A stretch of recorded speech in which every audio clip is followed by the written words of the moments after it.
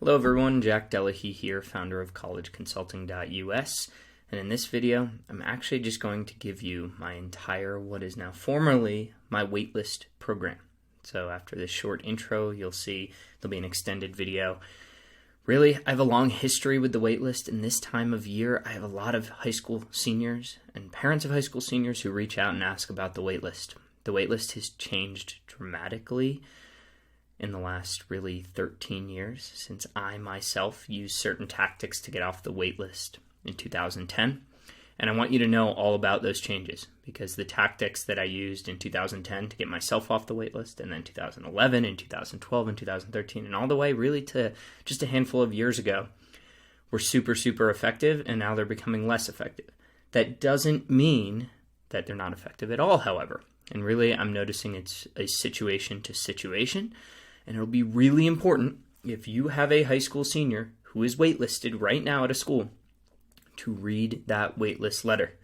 Believe me, after this intro, I'll go through step by step exactly how to do that, how to assess the waitlist letter, and if applicable, help put your child in the best position to get off a waitlist. There are a lot of factors that go into the waitlist, and I think it's super important this time of year that families understand that, because if you don't understand it, you might actually end up harming your chances to get off the wait list if you ignore directions. So really important. I'm giving all this information away for free for many years. This is a program I charged for, but now just given the state of the wait list and honestly a change in my methodology and life goals, I want to just give it to you for free. So that's what I'm doing today. After this, the waitlist program will kick in and you'll see a video about a half hour or so. I will also link to the accompanying PDFs and worksheets in the video. So without further ado, enjoy the waitlist program. If you also have a high school junior or sophomore or freshman, might be worthy to watch because waitlist may be in your high schooler's future as well. Hope this helps, and if you have any questions, comments, concerns, put them in the comments section. I will review them and help get back to any of your questions.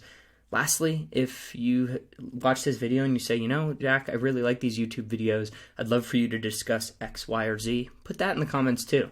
I'm going to read them, and that might help change my future videos. All right, thanks so much, and enjoy.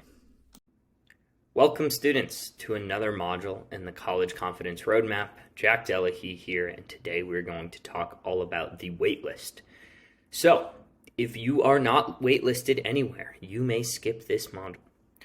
And it might be the case that as you're watching this, you don't know if you're going to be waitlisted or not. So if that's the case, I'll leave it up to you if you want to watch it. Or you can just stop this right now and actually wait to see if that comes to fruition. And if it does, I recommend watching this immediately after you're waitlisted because I'm going to give you several helpful tips for managing the waitlist. So again, like a lot of items here in Section 8, this is where my students start to diverge. What's going on? It's different for every student. So I leave it up to you. But if you are waitlisted, this is going to be really helpful for you. So let's dive into actually how to make the most of the waitlist, because in some scenarios, it should not be called the wait list. It should be called the proactive list. And I'm going to teach you why that is and then what you can do about it. Let's dive in. Here's what we're going to cover. Why schools waitlist and what it means. We'll then talk about, do I really have a shot? Then I'll go into the typical waitlist timeline that I've seen for the last 12 years and is pretty consistent across the board. I'll then dive into a brief history of my Delahy College Consulting waitlist program.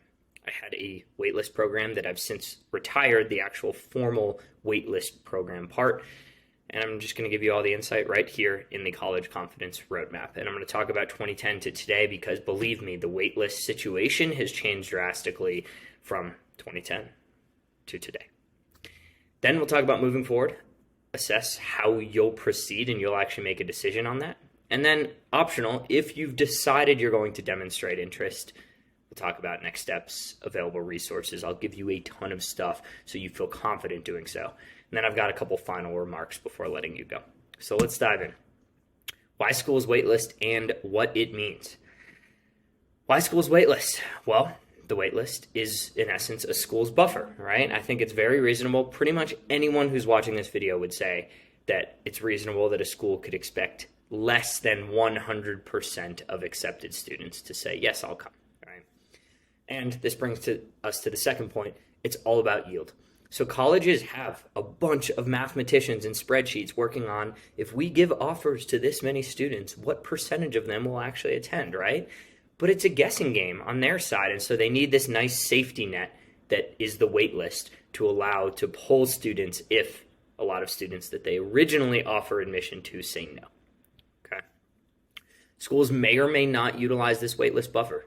Truly, I have seen schools who utilize it significantly one year, take hundreds and hundreds of students off the waitlist, and then quite literally the next year take zero. It all depends on yield and how much they're going to dip into the waitlist bucket. What this means? Well, this means two things. Congratulations, getting waitlisted actually means that a school says, you satisfy all the requirements, we actually would love to have you. So honestly, if you're waitlisted at this point, give yourself a little pat on the back. Congratulations. That's amazing. That means that this school has said you are academically qualifiable to attend this institution. Pretty awesome. Unfortunately, what it also means is they're just saying we just don't have enough seats in our school, in our classrooms, to accept you right now. We need to wait to see what's going to happen in this whole regular decision pool. Are a bunch of kids going to say yes? Are a bunch of kids going to say no? We need to see the data, so we're going to put you on this wait list. Just to give you an example of yield percentage, as you can probably imagine, the highest yield in the country is Harvard. 82% of students who get accepted to Harvard say, yes, I will attend. That is the highest in the country. Every school after that is chasing that amount. Stanford is right there with 82% as well.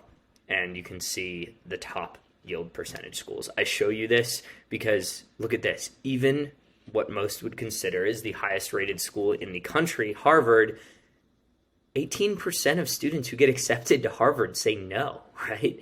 So I just show you that because schools are constantly in flux balancing. Are we going to have, if Harvard has a year where 90% of students say, yes, I'll come, that throws off their entire model, right? They're expecting about 82%. But then also if they have a year where 72% say that they'll come, that throws off their model too, and now they've got to dip into the wait list. So I just show you that because even at the top schools in the country, students are still saying no. Now, do you really have a shot? Well, short answer, yes. And actually we'll get into a second. I am a living, breathing example of someone who was waitlisted, got off the wait list, and then had an amazing 4 years at that school. And I'll get into my personal story in a second here. But the long answer is there are just a ton of factors, and unfortunately, when it comes to the wait list, many of them are out of your control. Now, in the back half of this video, I'm going to at least identify some characteristics, some factors that are in your control and teach you how to perfect them. But there are a lot that are just out of your control, and right now, as you're watching this, you need to understand if you're waitlisted, the even thought of getting off the wait list should be a tremendous bonus in your mind. You should assume you are not going to get off the wait list mentally. You have to. Otherwise, it's a losing game. If then you get off the wait list, it's a tremendous bonus. Because, as you can see here, 1 year a school, truly, I've seen schools take hundreds of students off a wait list, and the very next year, that very same school takes zero. And again, it just has to do with factors out of your control, like what other students are saying. Are they going? Are they not going? That type of thing. Here's just a chart I found. I think this is from 2018. But here's the important part that I found. Sure, you can see the average waitlist admission rate in 2018 was 11%. It varies tremendously, honestly, year to year, so I wouldn't take that into account. What I think is really important, though, is for you to see. Look at the two most significant portions of this pie. The most common admit rate was 1 to 5%. Of students off a wait list. That was the most common at 33%. Right? The second most common was a school to take 0 students off the wait list. So again, I show you this now. Again, look at this. More than 50% of the pie is greater than 6% acceptance off a wait list. So there's a balance here, but I show you this because I think it'll just help temper your expectations. There's a lot of variables at play.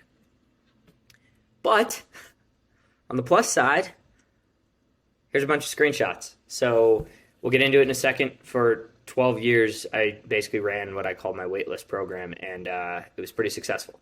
And here are all screenshots, either testimonials or actual like texts, and I'll move this one so you can see, of students who went through what was now formerly my waitlist program, in essence demonstrating interest, and all of these students got off waitlists. And oh, by the way, I also got off a waitlist back in 2010, which is kind of how my whole waitlist insight started. And we'll get into that in a second. So I just show you this because, again, temper expectations, but also, yes, you do have a shot. So let's talk about the waitlist timeline for a second and what you can actually see, and then we'll get into you actually making a decision if you want to pursue anything waitlist related. The waitlist timeline. So typically, you will be notified about all of your regular decision schools on or near April 1st. Now, sometimes I've seen it as early as like the 3rd or 4th week of March that you'll get notified. And of course, if that notification will be either acceptance, rejection, or waitlist, like we talked about in a previous module. If you're waitlisted, you'll find out around then. And they'll say, hey, we need a little bit more time, you're waitlisted. Now, here's the thing. On May 1st, as you already know from the previous module in Section 8, you need to place a deposit somewhere. And you will do that. If you are waitlisted, you're waitlisted. That's kind of off in the future. You will not get off the waitlist by May 1st, unless there's crazy extenuating circumstances. So you need to place a deposit somewhere else.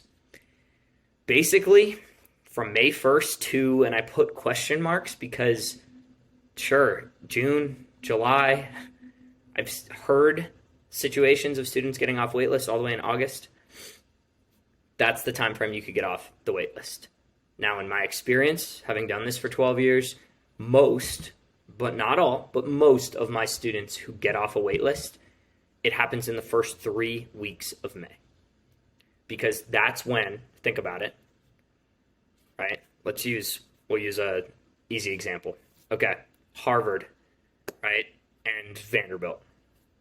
All right, Vanderbilt is assessing on May 1st, Vanderbilt is assessing, okay, how many of the students that we gave admission to are actually going to attend? Well, it turns out by May 2nd, Vanderbilt realizes, wow, a lot of students chose Harvard over us. Very common, makes sense. And so by May 2nd to May, let's call it 15th, Vanderbilt has a pretty good understanding of, okay, what was our first batch of regular decision and how did the yield work out? Which is why, in my experience, most of my students' waitlist acceptances have come in those first 3 weeks of May. It's kind of that first batch. But if you can think about it, it kind of just continues, right? Just at a lesser extent. And so I have had a student get off the waitlist in July. I've never personally had a student get off the waitlist in August, but I've heard about it. So it's just something to keep in mind. That's why I put question marks. Now, my recommendation, and in my former program, which I'll get into in a second, this was actually mandated, but if on June 1st you're not off the waitlist, you are allowed to mentally move on. Like, you can, if you want, you can stop putting in effort. We'll get into all that in a second. But like, think about that as kind of a landmark for like, if you're not off by June 1st, you're allowed to mentally move on. And then if on July 1st you're not off the waitlist, at least in my program, my previous waitlist program, you had to mentally move on. Like, I actually made you commit that you were not going to put in any more effort. You were going to embrace your deposit school, that type of thing. Because it's important, right? July 1st, at that point, you've got 6 weeks until you're going off to college. You need to like embrace that you're not going to get off this waitlist. So those are kind of my two thresholds. June 1st, you may move on. July 1st, you must move on. That was at least the timeline I had. Again, you're going to see in a second, it's completely up to you what you want to do with the waitlist at this point, since I no longer have a formal waitlist program. But those were my recommendations, and I think my students really appreciated those buffers to just be able to mentally move on. So there's your waitlist timeline. Now, I'm going to give a brief history of my waitlist program. And if you're saying, Jack, why are you giving this history? It's actually important because things have changed from 2010 to today, and it's important that you know how they've changed and why my formal waitlist program I've retired. And so for the next couple minutes, I'm going to get into this, and this is going to be very important if you decide to move forward with pursuing waitlist activities. So here's the brief history. This is actually me in 2010. That was me in high school. And I got waitlisted at Vanderbilt University. I put my deposit at Tulane, which I think I've already mentioned before. And I kind of said, well, it's worth a shot at least letting Vanderbilt know that Like, if accepted, I will attend. It was kind of a situation where if I got off the wait list at Vanderbilt, I knew I was going to go to Vanderbilt, and, my deposit at Tulane would go off to them. And so I told them, and I demonstrated interest, and I did so basically throughout the month of April 1 to May 1 or so. And actually, I got off the wait list. And in fact, crazy, I was call number 1 off the wait list. And I know this because back in 2010, the admissions rep actually called my landline home phone and said, we know you're basically going to attend. You made it extremely clear. You demonstrated interest over the entire month of April. You're crazy, but we like crazy. We know you're going to attend, so do you want to come? You're call number 1 off the wait list. And I said, wow, amazing. Yes, I'm in. Okay. So that was 2010.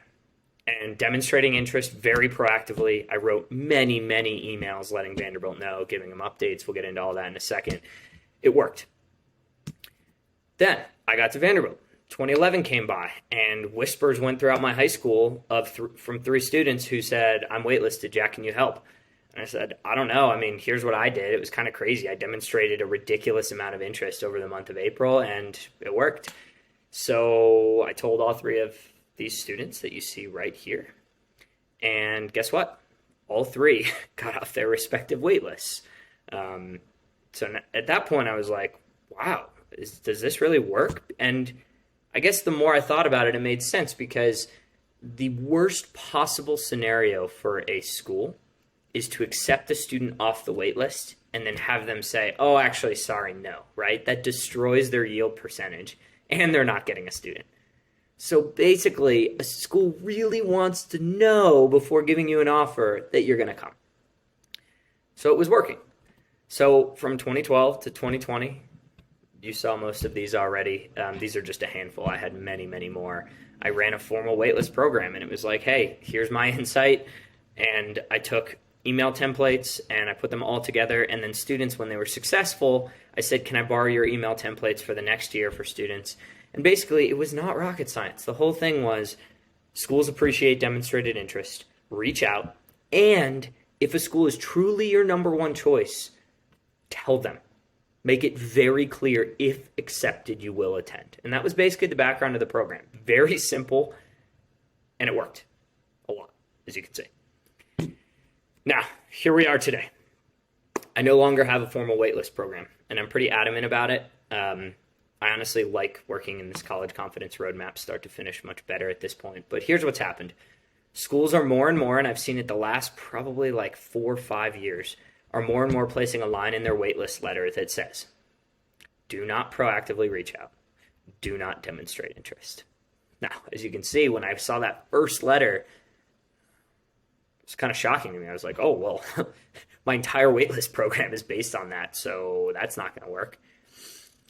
Now, why are they doing this? Well, I think schools are starting to catch on to this approach, and it's certainly not just because of me and my program. It's on the internet. You can read forums, and I'm sure some students have posted stories just like me saying, I wrote 13 emails over the course of 28 days, and I got off day 1. And then students see those blog posts and say, I'm going to do that. So I think schools are starting to get bogged down with the reach outs. And part of it was it would be documented like internally how many times a student reached out. And so it was easy. Students could send an email like every day, right? And I think schools are starting to just get a little irritated, which makes sense. And so now, today, I don't know. I think it is still effective and can be in certain scenarios, but it's not 100% like it used to be in 2010. It's just not. So where does this leave me to coach you? It's important that you assess your individual waitlist scenario and decide if demonstrating interest is right for you. And I'm going to give you some tips to make sure you have the right decision. So thank you for the last 5 minutes letting me tell that story. As you can tell, I'm pretty passionate about the waitlist, but I also want to be very upfront. Today, it no longer works like it did back in 2010, this whole just like, berate admissions with emails and say, I will come and have you get off. Like, I was call number 1 because I wrote a bunch of emails and called a few times. It's just not really the case anymore. But I still think that there's some of that could work at specific schools. So that's why I have the rest of this module to teach you. Moving forward, given all of that background, it's time that you assess how you'll proceed if you're waitlisted. And I have some steps to do so. Step number 1 is to take all the schools where you're waitlisted, and that might just be 1, but it might be 3 or 4, who knows, and read all lines of your waitlist letter very carefully. I cannot stress this enough. Very, very carefully. What you are looking for is lines something of the sort. Do not demonstrate interest, or do not proactively reach out, or do not provide us with any updates. I'm starting to see this. I've seen this at several schools. Students have sent me their waitlist letter, and I say, well, that's it then. Your decision's made for you. Unfortunately, if that's the case, the waitlist is actually what it says. You just need to wait. Your decision's made for you. Don't do anything, just wait. And if you're watching this module at this point, I give you permission, you can stop watching this module. Unfortunately, nothing else that I present over the next however many minutes will help you. If you're not allowed to reach out, demonstrate interest, provide updates, you just gotta wait. If you see, please provide one single update in the form of a portal upload. This is a new thing that I'm starting to see where schools basically are like, stop sending 13 emails. Just provide one single update on how your life has changed since you applied.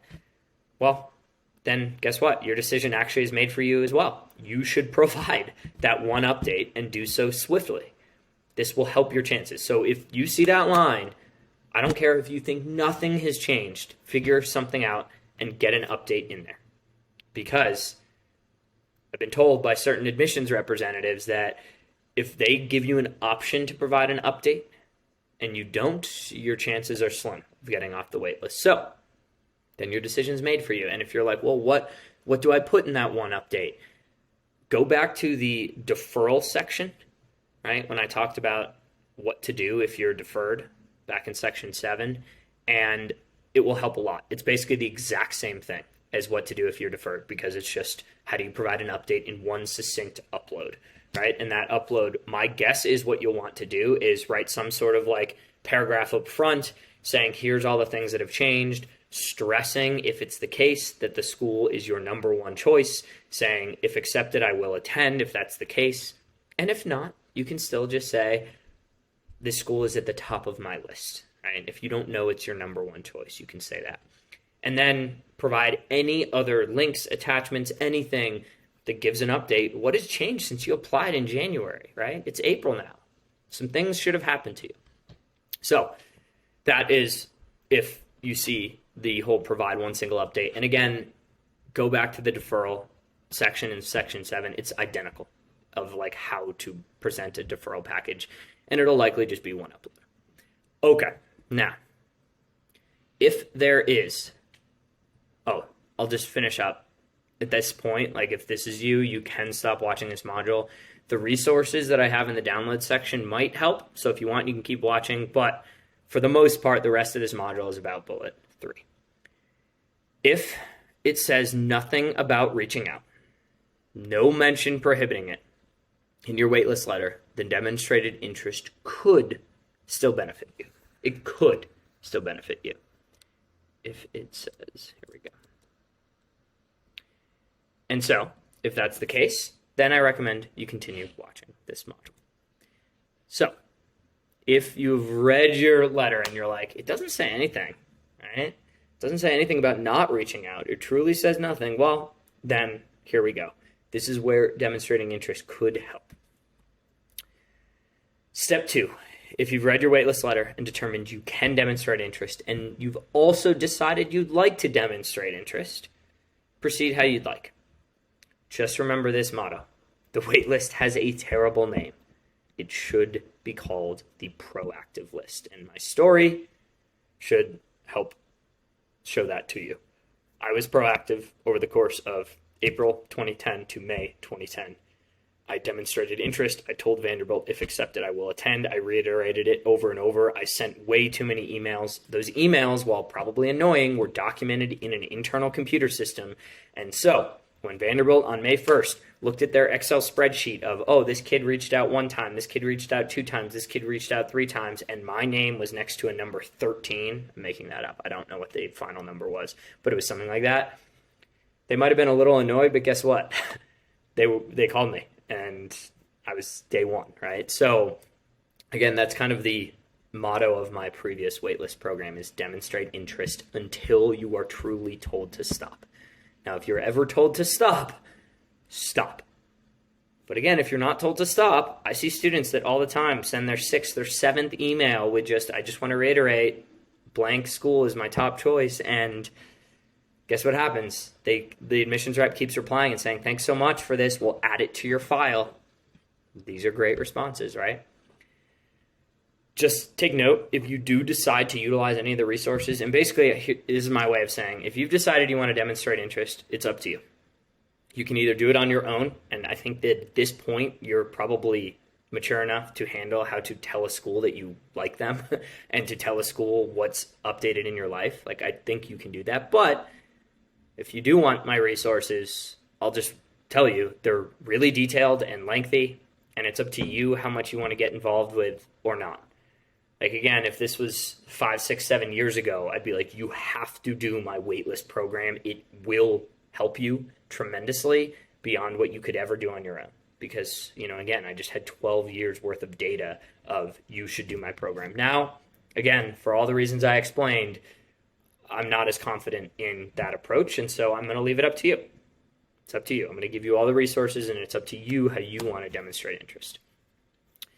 If you decide like you're all in, you want to demonstrate interest until you are told to stop by an admissions rep, believe me, the resources from my waitlist program will help you tremendously, and those are available in the download section, and we'll get into those in a second. So, to proceed, either do it on your own, best of luck to you, or utilize the many waitlist resources I've accumulated over the next years, as you can see right here. So, I have put these in the download section, the Waitlist Tracker Worksheet and Waitlist email templates, and these are pretty cool. So I'm going to show you briefly. I'm not going to walk through these on video here because actually step 2 in the worksheet is another video where I spend 40 minutes going through a waitlist tracker, like truly. I'm not going to do that in this video. If you are interested, it is truly step 2 and it's linked right there. I'm going to show you this. So here's the Waitlist Tracker Worksheet. This helps you get entirely set up with your own waitlist tracker. Pretty cool. And if you want to see what the waitlist tracker is, it looks like this. Here's the waitlist tracker. I've set it all up, every possible task you can complete to demonstrate interest over the course of, as you can see, what is typically a month, right? From late March to basically May 1st is a big day, right? I have examples in here. Check it out. There's a lot. And again, this is from my formal waitlist program. I'm just giving it all to you. Utilize whatever you want. This worksheet will get you set up, personalized with this. And again, step 2, I walk you through line by line exactly what I mean in every single one of these steps. So if you're interested, go through this waitlist tracker worksheet. It'll get you fully set up. But again, if you decide, you know what, Jack, I'm going to set up the waitlist tracker, and then I'm kind of going to pick and choose what I want to do and experiment with demonstrating interest on my own and how I want to do it, absolutely, right? This is completely up to you, not mandatory at all. One more thing that I think you'll really like, and I actually link this. Where do I link it? I put it in resources down here, but also it will be available as a download in a PDF. These are pretty cool. Over the last 10 years, any student I've had go through my formal waitlist program who has gotten off a waitlist, so they have to have gotten off, I take their emails and I remove some, names, etc., and I show you all of their emails, right?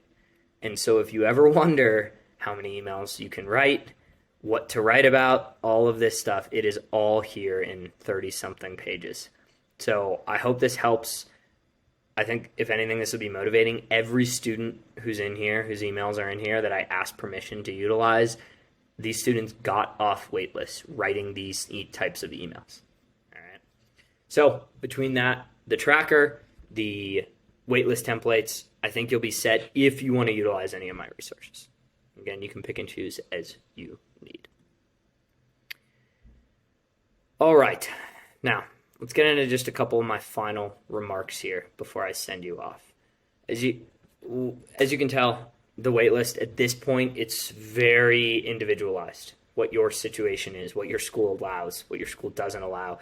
If you even want to demonstrate interest, I have some students that they get to this point and they're like really pumped about their deposit school, and they say, you know what, I know that I could demonstrate interest. I know it's technically still allowed, but I don't really want to.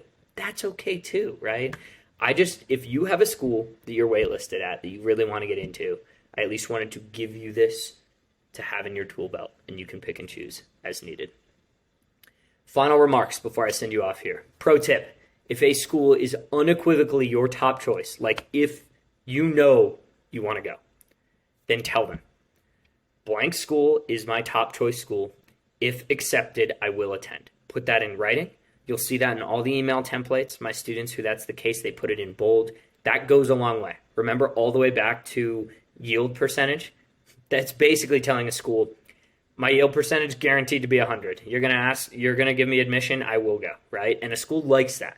So if that's the case, tell them. Now, if it's not the case and you're like, I'm waitlisted at a couple schools, I don't know, or if you're like, I'm actually not sure if I get off, if I choose it over my deposit school, that's fine too.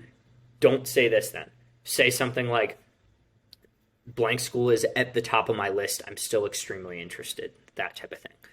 You never want to lie, but again, if it is your top choice school, use that line. It will help. Why the waitlist program worked in the past? A school's worst fear is they offer you admission and say no. And so my program in the past made sure a school knew, if accepted, I will attend. And this eliminated the fear for the school, and it made it so my students were more likely to get called off. They were like, oh, we know he or she is coming, right? Why it's may work less effectively today. Schools are catching on to the approach. And they're starting to just, I think, get bogged down with all the messages, emails, phone calls, all of that. And so they're starting to put in safety nets for themselves so they don't spend all day, every day, the month of April in the admissions office, which I understand. So I just give you that so you can move forward how you want. And if you're still on the fence about proactively reaching out, like maybe it says nothing about it in your waitlist letter, but you're still like, really, should I reach out this much? You can always ask your admission rep. Right? And at this point, if you're in my program, you have a good relationship with your admissions rep at that school. You can say, are proactive reach outs appreciated? Updates about my life, are they appreciated? And they will tell you if they are. And, I've seen admissions reps who respond and say, yeah, actually, sure, if there's anything that's new in your life, if there's any update you want me, I will just add it to your file, right? And you can do that. Okay. One more thing I want to note. These days, how do you actually make, if you're proactively reaching out, how do you make these reach outs? It's anything from emails to phone calls to sometimes portal uploads, right? Which you all know about that. I've talked about that before.